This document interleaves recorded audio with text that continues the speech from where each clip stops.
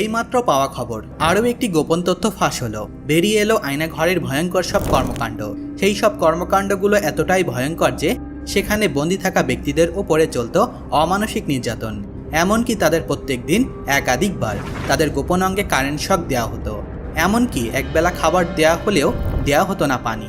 পানির অভাবে বন্দীরা নিজেদের মূত্র পান করত।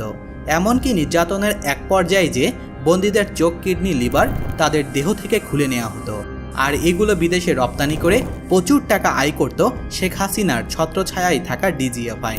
এমনকি আয়নাঘরের আসল ঠিকানা এবার ফাঁস করে দিল সেখান থেকে মুক্তি পাওয়া এক ভাই, যে সেখানে কারা কারা এখনও বন্দী রয়েছে। তাহলে চলুন সেই আয়নাঘর থেকে মুক্তি পাওয়া সেই ভাইয়ের মুখ থেকেই শুনে আসি ভয়ঙ্কর সব নির্যাতনের কথা।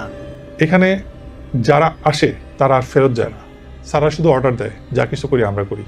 বলছে শরীরটা দেখতেছেন না, 6 ফিট শরীর, উনি অনেক লম্বা, যে শরীরটা এই শরীর অনুযায়ী পিটাই, জামা কাপড় খুল, আমরা তুই তো শুটিং করস ক্যামেরার সামনে, আজকে তোর আমরা আরেকটা শুটিং করবো, একদম ল্যাংটা শুটিং করবো, চিন্তা করিস না, আমাদের নায়িকার ব্যবস্থাও আছে, তুইও ল্যাংটা থাকবি, তোর নায়িকাও ল্যাংটা থাকবে।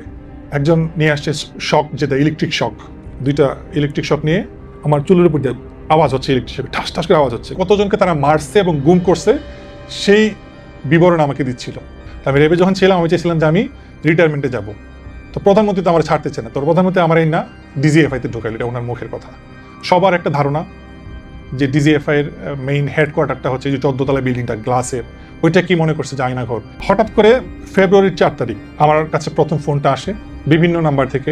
প্রথমে ওনাদের হেডকোয়ার্টারের নাম্বার থেকে আমাকে ফোন দেয়, তারপরে যখন ওইটা না ধরি তখন ওনাদের সেলফোন নাম্বার থেকে আমাকে ফোন দেওয়া হয়। আমি সেটাও ধরি না, কারণ এত ফোন আমার কখনো আমার ফোনে আসে না।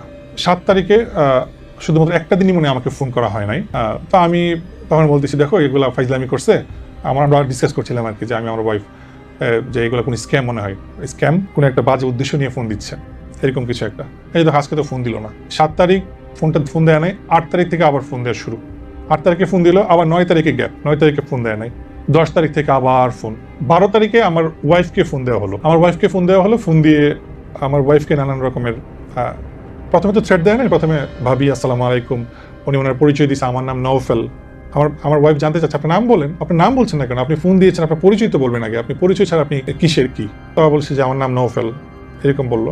বলার পরে আপনার হাজব্যান্ড তো বিভিন্ন অপরাধমূলক কাজের সাথে, রাষ্ট্রদ্রোহী কাজের সাথে সম্পৃক্ত, আপনি আপনার হাজব্যান্ডকে একটু কালকে পাঠান আমাদের অফিসে।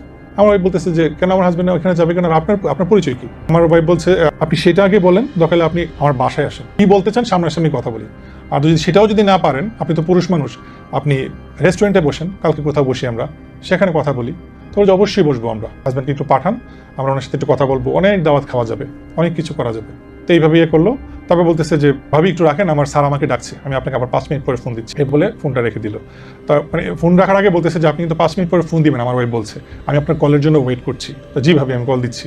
তারপর 5 মিনিট পরে আবার কল দিচ্ছে। তো আমার মনে হলো যে ওনাদের আশেপাশে অনেক মানুষজন, হয়তো বা আমার কল রেকর্ড হচ্ছে বা এরকম কিছু একটা, বা আমি কোনো একটা স্ক্যামের মধ্যে ফেসে যাচ্ছি, এরকম কিছু একটা।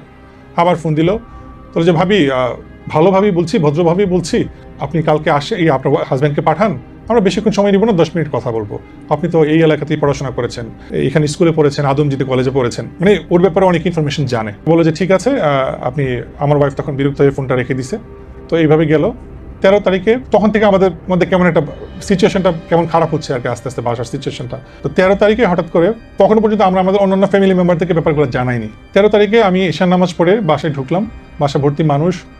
আমার খালা দেখি কথা বলছে আমার মামার সাথে। তো মামা, ওই যে বললাম যে লেফটেন্যান্ট কর্নেল আমার মামা, উনি অবসরে গিয়েছেন, তো উনি তখন বাংলাদেশে ছিলেন না, উনি ব্যাংককে ছিলেন। তো খালা আমাকে বলতেছে যে রানা তোমার মামা তো ফোন দিছে, তোমার সাথে কী ব্যাপার নিয়ে যেন কথা বলবে, একটু কথা বলো তো।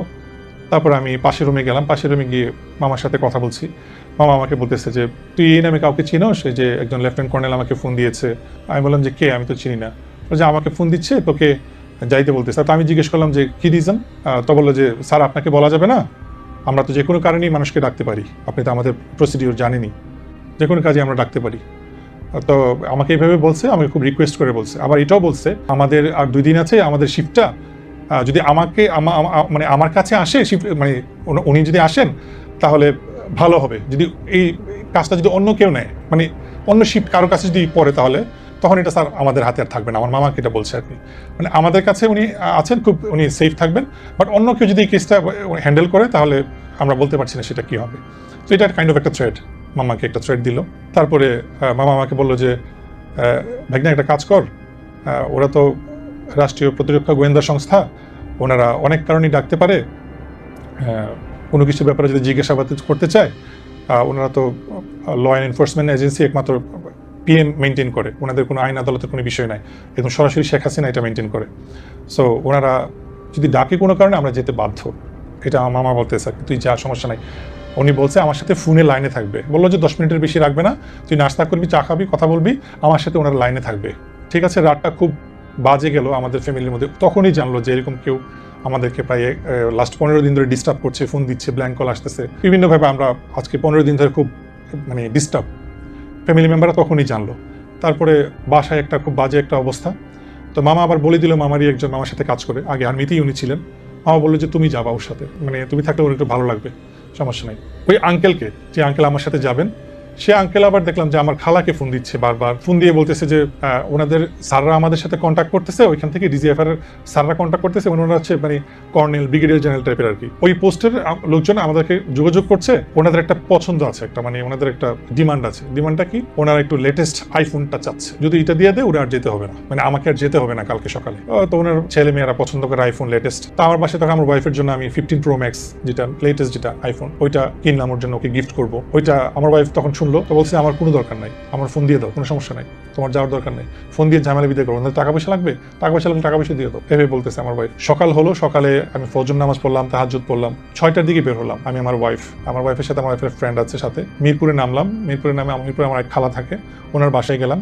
ওনার বাসায় ওই যে আঙ্কেল আমাকে নিয়ে যাবে, ওই আঙ্কেল বললো যে বাসায় যত মানুষজন আছে সবার সিমগুলো খুলে ফেলো, সবার সিমগুলো খুলে ফেলো, কোনো অ্যান্ড্রয়েড ফোন, কোনো বড় আইফোন থাকতে পারবে না, কোনো ডিভাইসওয়ালা ফোন থাকবে না, সবার সিমগুলো খুলে ফেলো। তো আমরা জিজ্ঞেস করছি কেন? তো যে মামা বেশি কথা বললেন না আপনারা, এটা নির্দেশনা আছে, এটা নাকি নির্দেশনা আছে যে আমাদের ফোন ট্র্যাক হচ্ছে, আমাদের গতিবিধি লক্ষ্য করছে, আমরা কি করছি না করছি সবকিছু। তো বলে যে আপনারা একটা করেন, 7-8টা ফোন কিনেন, নর্মাল ফোন, নোকিয়া যে ফোনগুলো 1200 থেকে 2000 টাকা দামের। তো আমরা 9টার মধ্যে 10টার মধ্যে তো দোকান খুলে ফেলে, এরকম 8-9টা ফোন আমরা কিনছি। তো সবাইকে দিয়ে দেওয়া হলো। এমন একটা আতঙ্কের মধ্যে রাখা হয়েছে যে তারা ফোন অন করতে পারবে না। ফোন অন করলে খবর আছে আমাদের, মানে আমাদের এরকম একটা বাজে একটা ইয়ে আছে যে ফোন অন করলে সবার খারাপ কিছু হবে। 7:35, 7টা 7:30 মধ্যে আমরা এখানে দাঁড়িয়ে আছি। একদম সিরাজ খালেদা মেমোরিয়াল হসপিটালটার পাশেই হচ্ছে টেস নামে একটা ডিপার্টমেন্টাল স্টোর আছে আর্মিতে। টেসটার সাথেই একটা পুরাতন গেট এবং 2 তলা একটা পুরাতন বাড়ি, একদম সাথে লাগানো পুরাতন পোস্ট অফিস, হাতের বাম পাশে, সামনে হচ্ছে সিএমএইচ, একটু গিয়ে সামনে সিএমএইচ। তো 7:30 থেকে ওখানে ওয়েট করছি।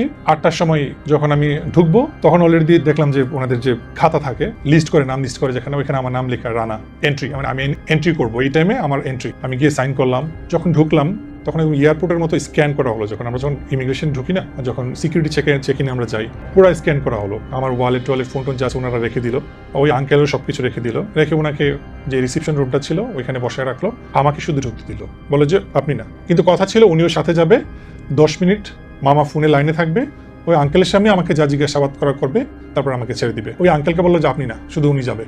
তা আমার ফোন টোন ওরা সিজ করে সব রেখে দিল।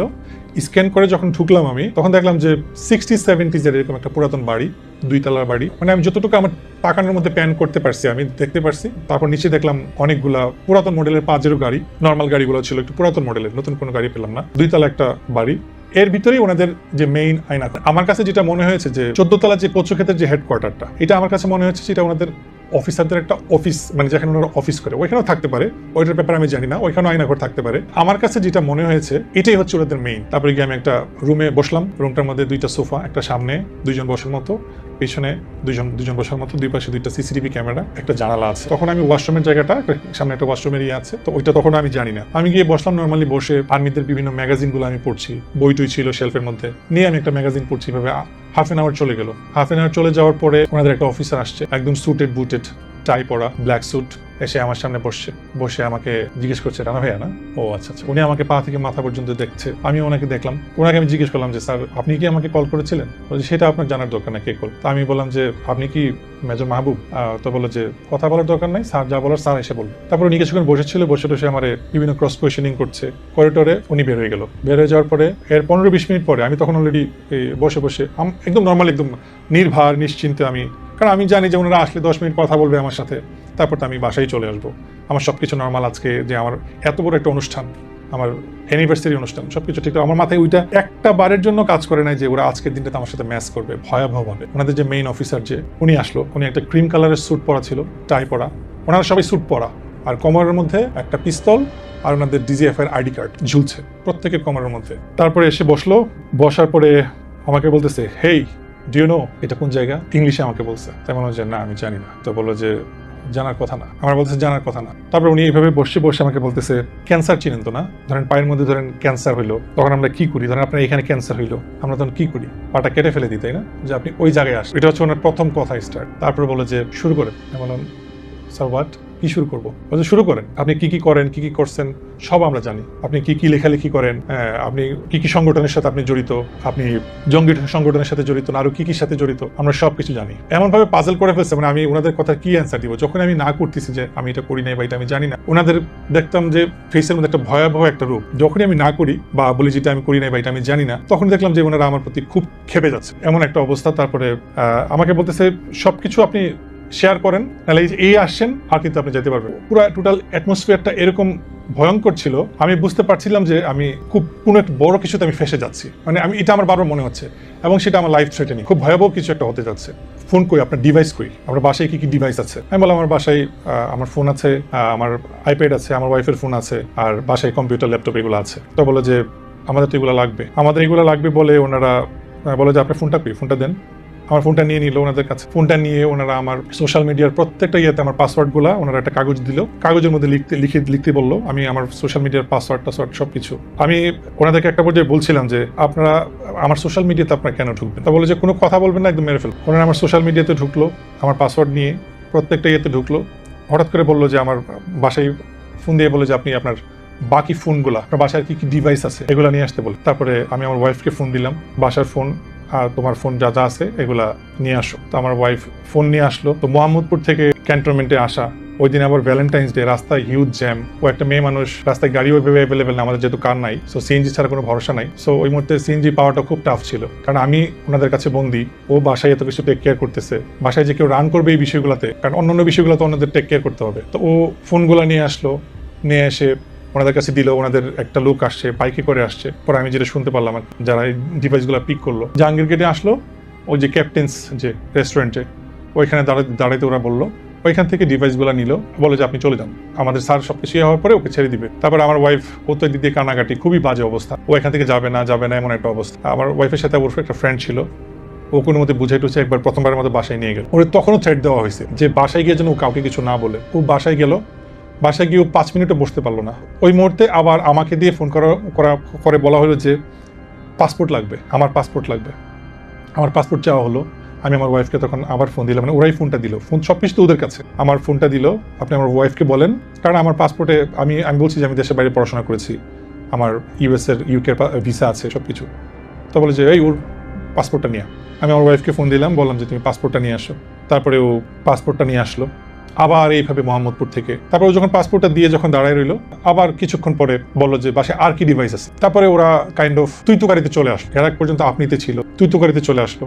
তারপরে বলতেছে আর কি ডিভাইস আছে? এমন যে আমার ওয়াইফের একটা আইপ্যাড আছে, বাসায় পিসি আছে, তো যত ডিভাইস আছে সব আমাদের লাগবে, যদি আমরা যাই তোর বাসায় তাহলে ইট উইল বি ম্যাস, এভাবে বলতেছে। তো বুঝতেই তো পারতেছেন কি ভয়ঙ্কর অবস্থা হবে। তারপরে আমি আমার ওয়াইফকে আবার দেওয়া হলো আমাকে আইপ্যাড নিয়ে আসার, আমাকে আবার ফোন দিলাম, আইপ্যাডটা লাগবে। তো আইপ্যাডে ওর সব পড়াশোনার, ওর বইপত্র, ওর মেডিকেলের যত জিনিসপত্র সব ওর আইপ্যাডের মধ্যে ছিল, যেগুলো ওর খুব প্রয়োজনীয় জিনিসপত্র। ওর আইপ্যাডটার কথা আমি বললাম পরে, ও তো একদম, কারণ ওর অনেক প্রিয় আইপ্যাডটা, এটা দিয়ে আমরা মুভি দেখি রাত্রেবেলা নেটফ্লিক্সে। তারপরে আইপ্যাডটাও নিয়ে আসলো, নিয়ে আসার পরে ওই দিক দিয়ে আবার আমার মামা আবার ওই অফিসারকে ফোন দিল যে কি ব্যাপার, আপনি আইপ্যাডের কথা কেন বলেন, ওকে তো 10 মিনিটের বেশি রাখার কথা না, এতক্ষণ ধরে ওকে কেন আটকে রাখছে, কি হয়েছে? বলে স্যার আপনাকে এসে পরে বলবো। ফোনটা রাখার পরে ওনারা কাইন্ড অফ একটা বাজে গালি দিয়ে, মামাকে একটা বাজে গালি দিয়ে বলতেছে যে উই ডোন্ট নিড মামা, এভাবে বললো আর কি, খুব বাজে ভাবে বলে ফোনটা রেখে দিল। মানে পরে তারপরে আইপ্যাড নিয়ে আসা হলো, পাসপোর্ট নিয়ে আসা হলো, ফোন ওনাদের কাছে, সবকিছু ওনাদের কাছে, ওনারা সবকিছু সিজ করলো। তো ফোনের মধ্যে আমাদের ব্যক্তিগত ছবি, আমার ওয়াইফের, আমাদের অনেক ছবি, ফ্যামিলিগত অনেক ছবি, ওনারা কাইন্ড অফ সবাই, তখন দেখলাম যে 16-17 জন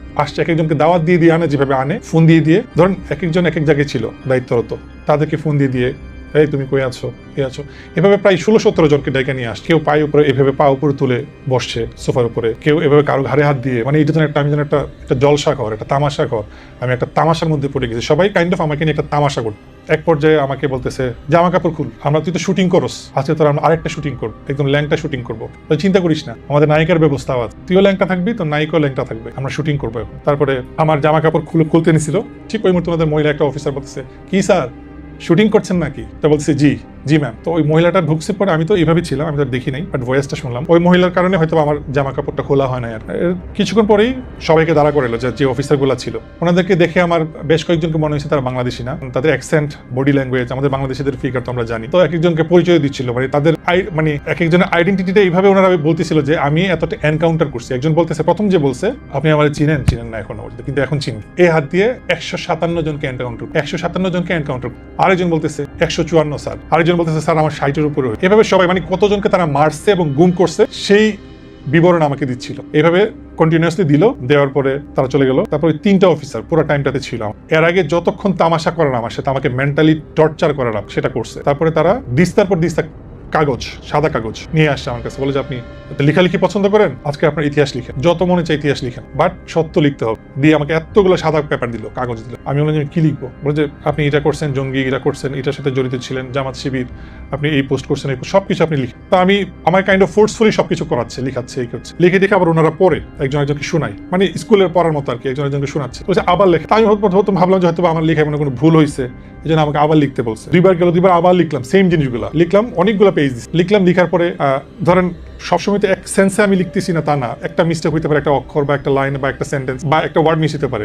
এটার সাথে আগেরটা কেন ম্যাচ করলো না, আগের লেখাটা কেন ম্যাচ করলো না, একটু আগে যেটা লিখে দিলাম, সেই জন্য তারা খেপে গেছে, ওইটা ছিঁড়ে ফেলছে, ছিঁড়ে আমাকে আবার মুখের উপর ছিঁড়ে মারছে যে আমি আবার যেন লিখি। এভাবে মানে আমি 1 দেখে 1.5 দিস্তা আমি লিখছি, শুধু আমার হাত ব্যথা হয়ে গেছে। আমি জীবনে এত, আমার এক্সামে এত লেখা লিখি। লিখলাম, লেখানোর পরে ওনারা স্ট্যাম্প নিয়ে আসলো, 300 টাকার স্ট্যাম্প, একটু পরে নিয়ে আসলো। তখন সন্ধ্যার দিকে স্ট্যাম্প নিয়ে আমাকে ইচ্ছা মতো জোর জবরদস্তি করে আমি এই সংগঠনের সাথে কি হক্কাতুল জিহাদ আর কি জিহাদ, বিভিন্ন কয়েকটা জিহাদ সংগঠনের, এগুলো আমাকে লিখতে বললো। আমি অনেক কিছু আমাকে লিখাইছে, এই দিয়ে পিস্তল তাক করা অলরেডি আমার ইয়েতে।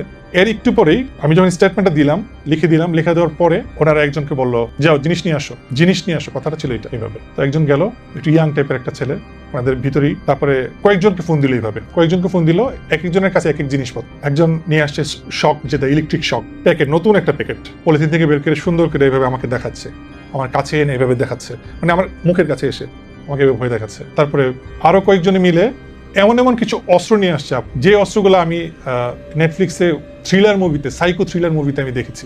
এরকম লোহার রডের মতো, এরকম বড়, এতটুকু হবে একটা অস্ত্র।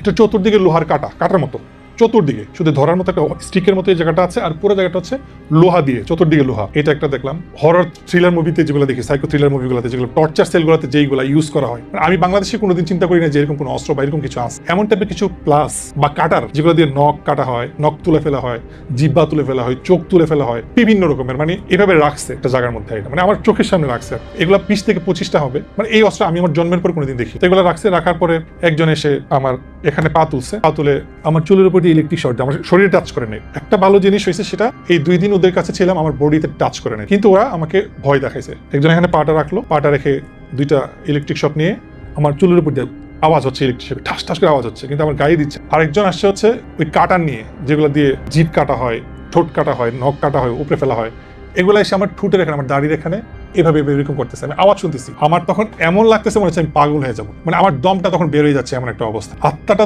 ধুকধুক করতেছে, এরকম একটা সিচুয়েশন যে আমি মনে এখনই মারা যাবো। ওরা মানে কিছু একটা ম্যাচ করবে আমার সাথে, খুব বাজে কিছু করবে। এইভাবে চললো প্রায় 30 থেকে 40 মিনিটস, এভাবে চললো, কিন্তু আমার গায়ে ওরা টাচ করতেছে। তারপর একটা জম টুপি ছিল, কালো জম টুপি, যেগুলো ফাঁসিতে ইউজ করা, আমাকে বলতেছে জম টুপিটা পরাও মাথায়। একজন আসছে আমার জম টুপি পরাইতে, আরেকজন বলতেছে হাতে হাত করা লাগে। তারপরে একজন এসে আমার হাতে হাত করা লাগাই ফেললো। জীবনের প্রথমবারের মতো আমার হাত করা আমি দেখলাম সামনে, আমি লাইভ দেখছি হাত করাটা পরাইলো। আরেকজন জম টুপিটা পরাইতে যাচ্ছিল। তবে আমি যতটুকু বুঝতে পারছিলাম, মানে পরে আমি বাসায় এসে এত মাস, এই 6 মাস আমি চিন্তা করছি, পরে একটা ভিজুয়াল করছি যে বিষয়গুলো মানে এরকম হতে পারে। তো জম টুপিটা পরাইতে গিয়েও আমাকে আর পরায় নাই, হাতে হ্যান্ডকাফ লাগানো ছিল, হ্যান্ডকাফটা 2 মিনিটের মতো রাখছে, তারপর খুলে ফেলছে। এগুলা ওরা আবার ওই জায়গাটা রেখে দিচ্ছে, মানে ওরা আমাকে বলছে যে সোফা থেকে উঠ, দাঁড়া, আমাকে দেয়ালে পর্যন্ত লাগাই ফেলছে, আমাকে আমার বডি ধাক্কা দিয়ে এভাবে। ওরা আমাকে মারে নাই, কিন্তু আমাকে বুকে ধাক্কা দিছে, আমি দেয়ালে গিয়ে এভাবে লাগছে। তারপরে এভাবে তুলছে, অনেক দূর গায়ে আঘাত করে নাই, অনেকবার তুলছে। এটার জন্য আমি ওদের কাছে আমি মানে কি বলবো, কাইন্ড অফ কৃতজ্ঞ। আমাকে একবার বলতেছে একজন যে আপনাকে বিভিন্ন কেসে ফাঁসানো হবে, আপনাকে আজকে এই ধরনের একটা কেসে আসছেন, আপনি আপনাকে আরেকটা কেসে নিয়ে যাওয়া হবে। বলছে এগুলো আমরা রেগুলার করে বিভিন্ন নামে বেনামে বিভিন্নভাবে ওনাদের, ইভেন আমি এটাও বুঝতে পারছি যখন আমাকে বললো যে আমাকে ড্রেসলেস করা হবে, ল্যাংটা করতে বলছে, যে ক্যামেরা দিয়ে শুট করবে, বলছে নায়িকার অভাব নেই আমাদের কাছে, নায়িকা আপনার সাথে আমরা লাইভ করবো, আপনার সাথে যা কিছু এগুলো রেকর্ড হবে। তো আমি যতটুকু বুঝলাম ওনাদের সব রকমের তাদের প্রিপারেশন থাকে এবং আছে, এবং ওই জায়গাটাতে কত হাজার মানুষ, হাজার না হোক কয়েকটা সেল আছে, এটা আমি নিশ্চিত, কারণ ওনারা আমাকে বলছে যে এটা হচ্ছে আপনার প্রথম ধাপ, আমাদের এরকম 12-13টা আরো ধাপ, এবং সেটা ভয়ঙ্কর, একটার থেকে একটা ভয়ঙ্কর, এগুলোর দিয়ে মধ্যে দিয়ে আপনার যেতে হবে। এই করে অনেক কিছু বলে উঠলে আবার নানান রকমের ভয়ভীতি দেখায় তারা কিছুক্ষণের জন্য চলে যায়। তারপরে এদিক দিয়ে আমি বলতেছি আমার ওয়াইফের সাথে আমি কথা বলবো, আমাকে একটু ফোনটা দেন, আমার শাশুড়ির সাথে আমি কথা বলবো, ফোনটা দেন, ওনারা আমাকে দিচ্ছে না। 9:30টার দিকে উনি আসছে, মানে ওনাদের যে মেইন বস। তো ওই টাইমে আমি সন্ধ্যায় যখন আমাকে সবাই করতেছে, যারা করতেছে, যে বললাম 16-17 জন ছিল, ওই মনে হলো আমার যে অনেকে এখানে বাঙালি না, ওনাদের অ্যাকসেন্ট, কথাবার্তা, মোচ আছে এরকম বড়, কেমন টাইপের তাকানো, বডি টডি কিরকম টাইপের, এরকম টাইপের লোকজন ছিল। তো আমার যেটা মনে হলো যে বড় বড় ক্রাইমগুলো যেগুলো করে, গুম করা বা মেরে ফেলা, এগুলো তাদেরকে দিয়ে করানো হয়, এটা আমার কাছে মনে হয়েছে। তারপরে হচ্ছে ওনারা চলে গেলে 9:30টার দিকে আসছে আমার কাছে, এসে আমাকে বললো যে আপনি তো অনেক ভালো গান করেন, আমার বলতে অনেক ভালো গান করেন, আজকে আমরা এখানে কনসার্ট করবো। আচ্ছা এটা কাজ করেন তো, আপনারা যদি এখন ছাড়ি, আপনি আপনার অনুষ্ঠানে অ্যাটেন্ড করলেন, রাত বাজে 9:30, অলরেডি আমার বাসায় সব গেস্ট, বাসায় খাবার আসছে কিনা, কারণ আমার ফোন তো বন্ধ করে দিচ্ছে, খাবারের লোককে অলরেডি বলে দিছিলাম যে আপনি মাগরিবের নামাজ পড়েই চলে যাবেন বাসায়, সবকিছু নিয়ে, সবাই সবার মতো করে। বাসার কি অবস্থা আমি কিচ্ছু জানি না, কি হচ্ছে, আমাকে বলতেছে কাইন্ড আমার সাথে টিটকারি করতেছে, মস্করা করতেছে, বলে যে 9:30 বাজে তো এখন অনেক টাইম আছে, এই টাইমে তো ঢাকা শহরে সবাই পার্টি টাটি করে, আপনি এখন যদি যেতে দিয়ে আপনি আবার 2টার দিকে আবার আসেন, ওইটা অ্যাটেন্ড করলেন, আমাদের তো অ্যাটেন্ড করলেন, আমার সাথে কাইন্ড অফ ফাইজলামি করতেছে ওনারা। তো বলতেছে যে আপনি যান, 2টায় আবার আসেন। একটু পরে দেখি যখন যেটা বলে একটু পরে ওনারা আবার সেই কথাটাকে আবার চেঞ্জ করে, মানে আমার সাথে কাইন্ড অফ খেলতেছে ওনারা। আমি এইভাবে বলছি, আমি তখন হঠাৎ করে কেমন যেন একটা অলৌকিক শক্তি আমার মধ্যে আসছে, যে আমার এত স্পেশাল একটা প্রোগ্রাম, যেখানে আমার ওয়াইফ এত আশা নিয়ে এতগুলো মাস আমরা শপিং করলাম ইন্ডিয়াতে গিয়ে, এত আশা পরিবারের প্রত্যেকটা মানুষের, যে সারাটা দিন নষ্ট করে দিল, পরে স্পয়েল হয়ে গেল, ড্যামেজ হয়েছে সারাটা, সেখানে উনি আমার সাথে 9:30টার সময় বলছে যে না আমি যাবো না। আমি বলছি স্যার আমার যা ক্ষতি হওয়ার তো ক্ষতি হয়ে গেছে, আমার পুরো প্রোগ্রামটাতে আয়োজনে 5 থেকে 6 লাখ টাকা আমার খরচ হয়েছে, পুরো প্রোগ্রামটা শেষ। ওনারা আমার বলতেছে রাত 2টার সময় আবার আসেন আপনারা, আমাদের গাড়ির ব্যবস্থা আছে। তো আমি বললাম যে যা ক্ষতি হওয়ার স্যার আমার ক্ষতি হয়ে গেছে। আমার আবার বলতেছে আপনি কি জবাব দিবেন বাসায় গিয়ে বলেন তো, ওনাদেরকে কি বলবেন, গেস্টদেরকে আপনি কি বলবেন, কেন আসছেন এখানে?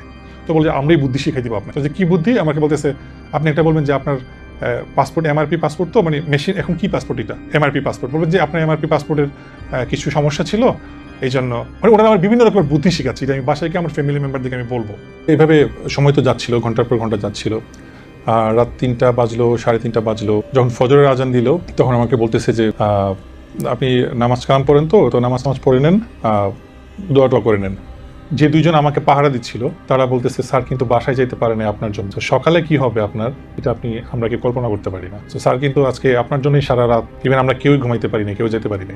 ওনাদের যে বস ছিলেন, যে লেফটেন্যান্ট কর্নেল যে ছিলেন, উনি আমাকে বলছে যে সকালে আমাকে ছেড়ে দিবে, রাতে আমাকে ছাড়ে নাই, আমার নেয়া যত ডিভাইস যতগুলো নিছে ওনারা এগুলো ওনাদের হেডকোয়ার্টারে পাঠাইছে, ওইখান থেকে ওনারা যদি গ্রিন সিগন্যাল পায় তাহলে আমাকে সবকিছু দিয়ে ছেড়ে দিবে আর কি। আমার কোনো জঙ্গি তৎপরতা আছে কিনা, আমি জামাতের সাথে শিবিরের সাথে সম্পৃক্ত আছে কিনা, আর আমি খুব প্রতিবাদমূলক বিভিন্ন রকমের পোস্ট দিতাম ফেসবুকে। তো গত বছর তো আল্লামা দেলোয়ার হোসেন সাইদি মারা গিয়েছেন, ওনাকে নিয়ে তো সারা বাংলাদেশে সারা পৃথিবীর মানুষ পোস্ট দিয়েছেন।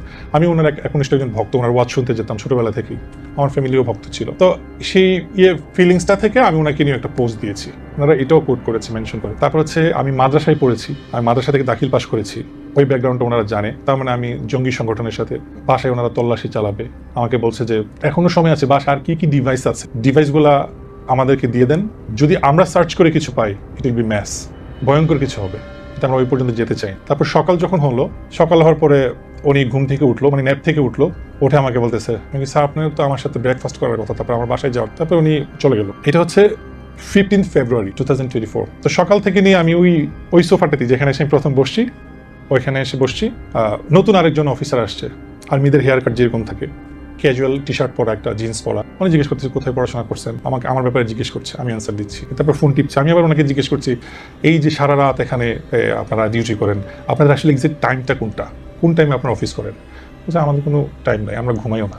তারপর সকালে ব্রেকফাস্ট নিয়ে আসলো, 14 তারিখের ব্রেকফাস্ট ছিল একদম ওরস্ট, মানে এমন ওরস্ট, আমাকে একটা স্যান্ডউইচ দিয়েছে, পচা স্যান্ডউইচ, মানে মুখে নেওয়ার সাথে সাথে 2 দিক দিয়ে এটা বের হয়ে গেল, মানে খুব বাজে লাগছে স্মেলটা, আমার কাছে ভালো লাগে নাই। 15 তারিখ সকালবেলা আমাকে 2টা পরোটা দিল, ডাল ভাজি দিল, এটা দিয়ে বলে যে আপনি নাস্তা করেন। আমি বললাম যে আমি কিছু খাবো না। তো বলে যে সবকিছু কিন্তু কাউন্ট করা হয়, আপনি খাবেন না কেন, আপনার জন্য আনা হয়েছে, বাধ্য হয়ে আপনি খাইতে হবে, এরকম একটা ব্যাপার। রাত্রেবেলা আমাকে ওনাদের যে মেসে রান্না হয়, আর্মিদের যে স্টাফ যে মেসে রান্না হয়, মানে খুবই মানে খাওয়ার মতো অবস্থা না, আসলে আমার ভালো লাগেনি আসলে। আমাকে দেওয়া হয়েছে, মানে কাইন্ড অফ জোর করে আমাকে খাওয়ানো হয়েছে, ভাত খাওয়ানো হয়েছে। আর হচ্ছে আইডেন্টিফাই করার জন্য ওদের ওই যে পানির বোতল দেয়, লেখা আছে সেনা কল্যাণ সংস্থা, সেনা বা এরকম কিছু একটা, মাম পানিও আছে আবার এরকম দেখলাম। তো এটা ছিল। তো 15 তারিখের কথা বলছি। 15 তারিখে সকাল থেকে নাস্তার পরে 2জন লোক 3জন লোক সারাক্ষণই আমার রুমে ছিল। মানে তারা হচ্ছে যে যারা ওনাদের অ্যাসিস্ট্যান্ট বিভিন্ন কাজগুলো করে, মানে নিম্ন পর্যায়ের পোস্ট আর কি, তারা আমাকে মানে গার্ড দিচ্ছিল আর কি। অফিসাররা ওই দিন থেকে সকাল থেকে আমার সাথে আর কোনো কমিউনিকেশন নাই, ওনারা আর আসতেছে না। 14 তারিখে তো আমার সাথে যা ভয়াবহ কিছু করছে, আমাকে ভয়ভীতি দেখাইছে, মেন্টালি টর্চার যাকে বলে। তো একজন গার্ডের সাথে আমার গল্প হচ্ছে, উনি বলছে আমার বাড়ি কোথায়, বললাম যে ব্রাহ্মণবাড়িয়া। ও আচ্ছা আচ্ছা, ব্রাহ্মণবাড়িয়া, আমার তো এখানে ট্রেনিং ছিল, আমি 3 মাস শীতের সময় ট্রেনিং করেছি উইন্টারে। উনি ওনার গল্প করতেছে, আখড়াতে উনি ছিল, বিভিন্ন রকমের গল্প করতেছে। মানে আমার সাথে ভালো বিহেভ মানে ওই দুইটা মানুষই করছে। একজন যে ছিল একটু মিডল এজ, উনিও আমাকে বলছে এই জায়গাটা খুবই খারাপ। মানে উনিও আমাকে কাইন্ড অফ অবস্থাটা বোঝাচ্ছে যে এই জায়গাটাতে কি হয়।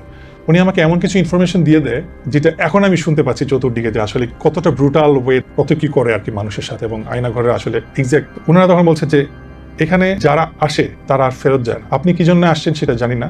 তো বলছে যে আল্লাহ আল্লাহ করেন, যদি ভাগ্য ভালো হয় তাও 9 দিন 7 দিন বা 1 মাস, মানে আমি ব্যাক করার আর কি, মানে বাসায় যেতে পারবো, আর নাইলে আর ব্যাক করবেন না।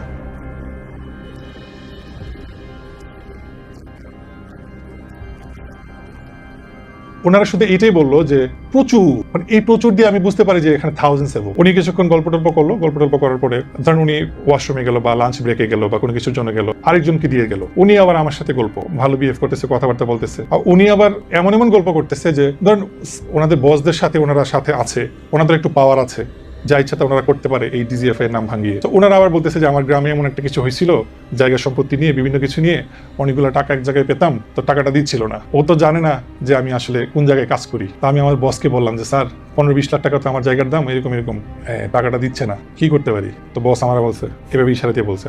তো বলছে এরপরের দিন আমি বাড়িতে গেলাম, বাড়িতে উনি বলতেছে বাড়িতে গেলাম, একটা রান্দা নিলাম, বলে একটা রান্দা নিলাম, বলে যে আমরাই তো গভর্নমেন্ট, সরকার তো আমরাই, আর ডিজিএফআই তো জানে না কি জিনিস, এখানে কথা বলবে শুধুমাত্র, এছাড়া আর এখানে কোনো কথা বলার কিছু নেই, কোনো আইন আদালত নাই। তো গেলাম, বাড়িতে গেলাম, স্যারে তো পারমিশন দিয়ে দিস। তো যে ভাই ওনারা পাইছি কুইজে সেটাকে, যে আমার টাকাটি মারছে বা সম্পত্তি যে যার কাছে এতদিন ধরে আছে। তো বলতেছে আমি আর কিছু বললাম না, গিয়ে কতক্ষণ কুপাইলাম, 20 থেকে 25 মিনিট। আমি কি বলতেছে লোকটা বয়স্ক ছিল, বাবার বয়সী, মায়া লাগছে, কিন্তু কি আর করা, কুপাইছি 20-25 মিনিট কুপাইছি।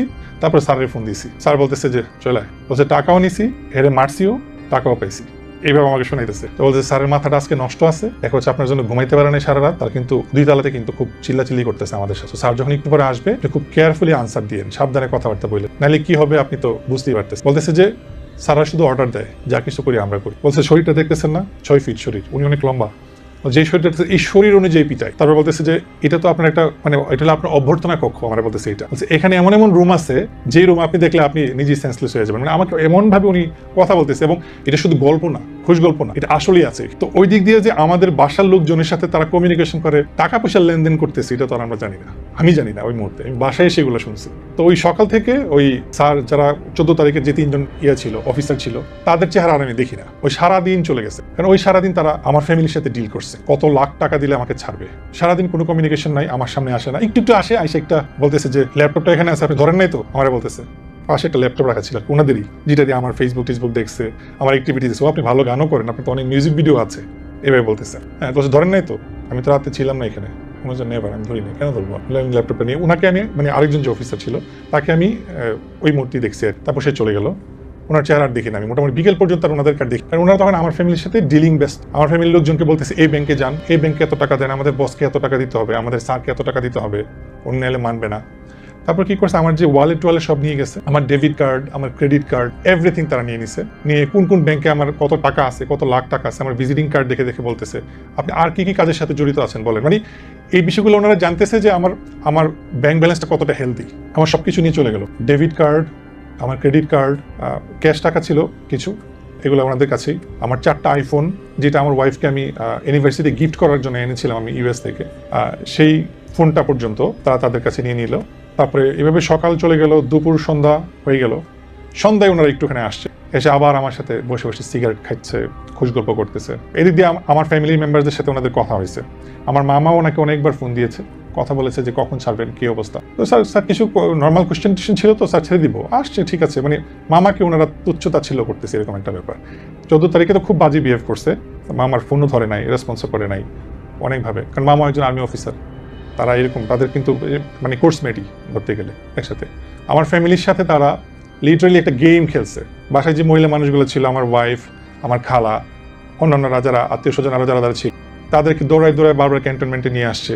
এই মোবাইল দাও একবার, একটু পরে পাসপোর্ট দাও, একটু পরে আইপ্যাড দাও। পুরাটা টাইম তারা 14 তারিখে দৌড়াইছে। ওনাদের ডিমান্ড ছিল এটা তো আমি বাসায় এসে শুনছি। প্রথম যখন 1 লাখ ম্যানেজ করে দিছে, প্রথম 2 লাখ দিছে। 2 লাখ দেওয়ার পরে বলতেছে যে আচ্ছা ঠিক আছে আমরা একটু করে ছেড়ে দিব। তারপর বলতেছে যে আমি তখন একটা নাম শুনলাম, জিয়াউল নামে বা জিয়া নামে এরকম কারো নাম, যে আমাদের ওই স্যারকে দিতে হবে 1 লাখ। তারপরে মানে টোটাল 3 লাখ হয়েছে। তা আমাদের বাসার যারই যতটুকু যা ছিল, আমার খালার একটু গোল্ড ছিল, আমার ওয়াইফের যা ছিল সব বিক্রি করে ফেলছে, আমার শাশুড়িরও কিছু গোল্ড ছিল আমার ওয়াইফের কাছে, ওইগুলো টুগুলো সহকারে 3 লাখ টাকা দিল আর কি কচুক্ষেত থেকে। এবং ওনাদের লোক আসছে, ক্যাশ টাকা দিল, মাস পরে আসে টাকাটা পিক করছে, তারপরে চলে গেছে। 15 তারিখে আমাকে ওরা তেমন কিছুই বলে নাই, মানে ওনারা সব টাকা পয়সা সব কিছু ওনাদের মতো করে পেলো, আমার ফোনগুলা পেলো, তারপরে হচ্ছে পাসপোর্ট ওনাদের কাছে, আমার পাসপোর্টটা নিয়ে নিল বাসা থেকে এনে। তারপরে আমাকে 1:45-2টার দিকে আমাকে ছাড়লো, আমার ওয়াইফ এসে আমাকে নিয়ে গেছে আর কি। 14 তারিখে পুরো টাইমে ওনাদের এখানে ছিলাম। আমাকে বলা হয়েছে যে ওইখান থেকে যখন আমাকে ছাড়লো, আমাকে বললো যে আমার ওয়াইফ ফ্যামিলিকে বললো যে এখানে যা কিছু হয়েছে 2টা দিন 2টা রাত যা কিছু হয়েছে, আমি যেন একটা 2 অক্ষর শব্দ যেন আমি বাইরে কোথাও এক্সপোজ না করি বা কাউকে না শেয়ার করি। আমাকে এইভাবে বলা হয়েছে, যদি বলা হয়, শুধু ওনারা এইভাবে বলতেছিল, এইভাবে দেখাচ্ছিল যে আমাকে মেরে ফেলবে। যখন আমাকে ছেড়ে দেয়, আমাকেও বলছে এই কথাগুলো এবং আমার ওয়াইফকেও বলছে যেন বাইরে গিয়ে এসব কিছু না বলি। ফেব্রুয়ারির পর 14 তারিখের পর আজকে 6টা মাস এই গভর্নমেন্ট চেঞ্জ হওয়ার পরে, কারণ আমাকে, আমার ওয়াইফকে, আমার ফ্যামিলিকে বলা হয়েছে যে আমরা নজরদারিতে আছি। আমার পাসপোর্ট ওরা 5.5 মাস, আমি গত মাসের 27 তারিখে আমার পাসপোর্ট পেয়েছি আমার হাতে। সেটা আমার মামাকে ফোন দিয়া, আমার মামাকে, মানে যেই মামা, আমার যে লেফটেন্যান্ট কর্নেল, আমার যে মামা, ওনাকে পর্যন্ত এই 5.5 মাস বিভিন্নভাবে হ্যারাস করা হয়েছে। ওনাকে অফিসে যেতে বলে, আজকে দিয়ে দিবে, ফোন দিয়ে দিবে, আজকে ফেসবুকের এটা দিয়ে দিবে, আজকে পাসপোর্ট দিয়ে দিবে, এই করে করে মামাকে কম হলে 20 থেকে 40 বার মামা গেছে। যাওয়ার পরে বলে যে আজকে তো সান নাই, আজকে পারতেছি না, আমাদের আরো ইনভেস্টিগেশন বাকি, এই বাকি সেই বাকি। এই লোকটাকে এত হ্যারেস করা হয়েছে, মামা পর্যন্ত বিরক্ত হয়ে গেছে। শেষ পর্যন্ত মামা অনেকটা রাগও হয়েছে আমাদের প্রতি। মানে ওনারা তো কাজ আছে, ওনারা তো বিজি, ওনার ফ্যামিলি আছে, মানে ব্যাপারটা মামাই ডিল করতেছিল। মানে আমাদের কারোর সাথে আর কোনো যোগাযোগ করে না, আমার ওয়াইফের সাথে না। আমার ওয়াইফ বলছে যেদিন আমাকে ছেড়ে দেয় রাতের বেলা, আমার ওয়াইফ বলছে যে কোনো কিছু যাই হোক না কেন, আমি ওর ওয়াইফ হিসেবে তো এটা আশা করতে পারি যে কোনো যদি আপনারা ইচ্ছা করেন যে কল দেওয়ার জন্য, প্রথম কলটা আমার কাছেই আসবে। আমার ওয়াইফ এটা বলে আসছে, তো ওনারা বলছে যে হ্যাঁ আপনাকেই কল দেবো, কিন্তু আমার ওয়াইফকে কোনো কল দেওয়া হয় নাই। কথাগুলো বলতে আমার মামার সাথে বলে দিলে মামাকে বারবার নেওয়া হতো, এই করতো সেই করতো, কিন্তু কোনো কিছু দিত না। তাদের কাছে আমার এখন 4টা ফোন আছে, আমার প্রায় 1 লাখের মতো ফলোয়ার, সেই ফলোয়ারের ফেসবুক আইডি আছে, পেজ আছে। তারা এই 6 মাস ধরে এটা আটকে রাখছে, তাদেরকে চাওয়া হয়েছে, তারা দিবে না, দেয় নাই, কোনো রেসপন্স করে নাই। বাংলাদেশের মানুষ কিন্তু শুধু পুলিশ পর্যন্তই জানে যে কোনো কিছু হইলে, ক্রাইম হইলে মানুষ পুলিশের কাছে যাবে, আর সর্বোচ্চটা জানে কি, ডিবি, ডিটেকটিভ ব্রাঞ্চ। কিন্তু আরও যে কিছু আছে, মানে আরও যে কিছু সংস্থা আছে যারা পুরো বাংলাদেশকে চালায়, এটা সাধারণ মানুষ বুঝে না। কিন্তু আমি এটা আজকে বলতেছি, পুলিশ হচ্ছে একটা আই ওয়াশ। চোর তাদেরকে ধরার জন্য পুলিশ, সর্বোচ্চ ডিবি যেগুলো হচ্ছে নর্মাল যে ইনভেস্টিগেশনগুলো করে। কিন্তু সারা বাংলাদেশের আপনি ইন্টারনেট বলেন, ইনফরমেশন বলেন, মানে তথ্য ভিত্তিক যত যা কিছু আছে, মানুষকে ফাঁসানো, এমপি বানানো, মন্ত্রী বানানো, চেয়ারম্যান বানানো, মেম্বার বানানো, এই সব কিছু করে ডিজিএফ, এভরিথিং। মানুষ এটা জানেই না, মানুষ শুধুমাত্র ওই যে পুলিশ পর্যন্ত আর ডিবি পর্যন্তই জানে। আরও যে সংস্থা আছে, ডিজিএফআই, এনএসআই, এসএসএফ, ওই সম্বন্ধে মানুষের কোনো আইডিয়াই নাই। তারপর যে অফিসারটা ছিল সে বলতেছে যে আমি র্যাবে ছিলাম 7 বছর 8 বছর, বুঝে নিত, আমি কাজ করতে চাই না, কিন্তু প্রধানমন্ত্রী তো আমার ছাড়তে চায় না, এভাবে বলছে কথা। আমি র্যাবে যখন ছিলাম আমি চাইছিলাম যে আমি রিটায়ারমেন্টে যাবো, তো প্রধানমন্ত্রী তো আমার ছাড়তে চায় না, তো প্রধানমন্ত্রী আমার এই না ডিজিএফআইতে ঢুকাইল, এটা ওনার মুখে। তো বলতেছে এই জন্য আমি এখানে। তো বুঝুন তো কত প্রিয় আমি প্রধানমন্ত্রী, আমার এইভাবে বলতেছে, খুব প্রাউডলি বলতেছে। আর বাকি অফিসারগুলো তো বলতেছিল এতজনকে মারছে, এনকাউন্টার করছে, খুব প্রাউডলি। ওনাদের ফেসের মধ্যে কোনো নাই, অনুশোচনা বোধ নাই যে এতগুলো মানুষকে মারছে, এতগুলো মায়ের বুক খালি করছে, এতগুলা সন্তানের বাবাকে মারছে, অনেক মানুষ, হিসাব ছাড়া সেটা। এবং সবার একটা ধারণা যে ডিজিএফআই এর মেইন হেডকোয়ার্টারটা হচ্ছে যে 14 তলা বিল্ডিংটা গ্লাসের, ওইটা কি মনে করছে যে আয়নাঘর। অনেক মানুষ কিন্তু এটাও বলে যে আমার বাসা তো কাফরুলে, কোচো খেতে, প্রতিদিন আমি স্কুলে যাই, কলেজে যাই, বাজারে যাই, অফিসে যাই, এই বিল্ডিংটা তো চোখে পড়ে। এখন মানুষ বলতেছে এই বিল্ডিংয়ে যে এত কিছু হয় আমরা তো জানতাম না। এই যে এই সরকার পরিবর্তনের পরে মানুষজন যখন কথাবার্তা উঠতেছে আয়নাঘর নিয়ে, তখন কিন্তু মানুষজন এই ব্যাপারগুলো নিয়ে কথা বলছে। কিন্তু আমার বিশ্বাস সারা বাংলাদেশ তো অনেক জায়গায় ওদের এই টর্চার সেলগুলো আছে, গোপন সেলগুলো আছে, কিন্তু অন্যতম হচ্ছে এটা যেটা আমি ছিলাম, আমার যেটা মনে হয়েছে, কারণ এটা পুরাতন বাড়ি, এইটা যদি কেউ ফাইন্ড আউট করতে পারে, আমি অনেক হিউম্যান রাইটস অর্গানাইজেশন কাজ করতেছে, আমি অলরেডি জানি, আমি তাদেরকে বিনীতভাবে অনুরোধ করতে চাই যে আপনারা প্লিজ এই জায়গাটাতে একটু দেখুন। ওই যে ওইটা ভুলে যান, 14 তলা বিল্ডিং, আয়নাঘর, কচু খেতে ওইটা ভুলে যান, আপনারা ওইটা জায়গাটায় যান, সিরাজ খালেদা মেমোরিয়াল হসপিটালের পাশে সামনেই এর সাথের যে বিল্ডিংটা, পুরাতন বিল্ডিংটা, 2 তলা একটা বাড়ি, ওইখানে যান। ওইখানে গেলে আপনারা অনেকগুলা টর্চার সেল পাবেন এবং তাদের সবকিছু পাবেন, যত অস্ত্র আছে সবকিছু এখানে পাবেন। এবং ওইখানে যে কতগুলো গোপন আস্থানা আছে অনেক আছে, এটা আমি বলতে পারি। এবং অনেক মানুষ এখনো বন্দী, তাদের এক্স্যাক্টলি অনেক অনেক লোকেশন আছে তাদের এই বন্দিশালা, যা এখনো পর্যন্ত পাবলিশ হচ্ছে। কিছু কিছু মাত্র অফিসারকে হয়তো বা চেক করা হয়েছে, তাদের চাকরি থেকে বরখাস্ত করা হয়েছে, কিন্তু তাদের সাথে যে আনুষঙ্গিক অন্যান্যরা যারা ছিল, যারা সম্পন্ন করছে, তাদেরকে পর্যন্ত ধরা উচিত, তাদেরকে পর্যন্ত জিজ্ঞাসাবাদে আনা উচিত। এবং আমি এই জিনিসটাও দেখছি, আমাকে যখন ওরা ছেড়ে দেওয়ার 20 মিনিট আগে আমি তখন ঈশান নামাজ পড়লাম। ঈশান নামাজ পড়ে তখন আরেকটা কেসের জন্য ওরা প্রিপারেশন নিচ্ছে। আমি সোফাতে বসা, আমি অলরেডি সোফাতে বসা, তখন 2 জন লোককে ডাকা হই। এই ও কই, নামটা আমি শুনি, হিন্দু নামটা আমি শুনি নাই। তখন ওই অফিসারগুলোই বসা 5-6 জন ছিল, ডেকে আনছে। ওনারা এইভাবে পিছিয়ে হাত দিয়ে দাঁড়াইছে, ইয়েস স্যার এইভাবে। তো ওনারা আমার কাহিনী তো শেষ, আমার তো যা টাকা পয়সা পাওয়ার, যা পাওয়ার গেইন করার তো পেয়ে গেছে, সব তো পেয়ে গেছে, এখন তো আরেকজনকে ফাঁসাইতে হবে। তো আমাকে শুক্রবার বা শনিবারে ছাড়ছে, তো রবিবার আরেকজনকে আমার মতো মুরগা বানাবে, এরকম ভাবে বলদ বানাবে। তো সেই প্ল্যানটা তারা করতেছিল, আনছে 2 জন। তাদের এত বড় মোচ, ইয়া মুটা, তারা বাংলাদেশি না, আমি কসম করে বলতে পারি তারা বাংলাদেশ। 2 জনকে আনছে, বলতেছে যে ফোন করা হয়েছে এখান থেকে, সে ঢাকার বাইরে। আমি যতটুকু তাদের কথা শুনে বুঝতে পারছি সেই লোকটা ঢাকার বাইরের, নিশ্চয়ই প্রভাবশালী কেউ বা এরকম কেউ, হোয়াট এভার। ওনারা এমন ভাবে বলছে যে আমরা প্রাইম মিনিস্টারকে ছাড়া কাউকে করার টাইম নাই আমাদের, শুধু এক্সেপ্ট প্রাইম মিনিস্টার। ওনারা এইভাবে বলছে আমার কাছে। তারপরে ওই 2 জনকে নিয়ে আসলো, এনে বলতেছে, তাই ওনাদেরকে তাকাইছি। তখন আমি কিছুটা রিল্যাক্স, আমি বাসায় তো যাচ্ছি। ওই 2টা লোককে বলতেছে রবিবারে সকাল 8টায় স্ট্যান্ড বাই থাকবা এখানে। ইয়েস ওকে, সে বলতে ইয়েস স্যার। আবার ইয়ে করছে, স্যালুট। আরেকজন আসবে, আমি জানি না ওই লোকটার কপালে কি ছিল, ভাই ওই লোকটা বেঁচে আছে কিনা। এই এন্ট্রিটাও যদি দেখা হয় না, অসংখ্য এরকম রানা থাকে। আমি দেখি যে প্রথম নামটা আমার উপরে ছিল ওই দিনে আমাকে নিয়ে ওনারা টানা হেঁচড়া করবে, ড্রামা করবে। প্রথম নামটা আমার ছিল রানা। আসবে, টাইম লেখা 8টায় ঢুকবে।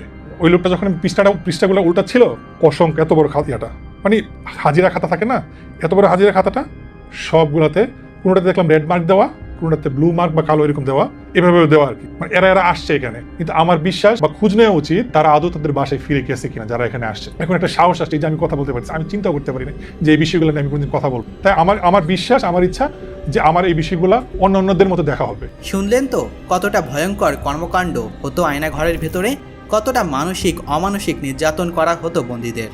যারাই বা শেখ হাসিনা এবং তার সরকারের বিরুদ্ধে প্রতিবাদ করত, তাদেরকেই এই আয়না ঘরে নিয়ে এসে নির্যাতন করা হতো, যার উজ্জ্বল দৃষ্টান্ত এই ভাই।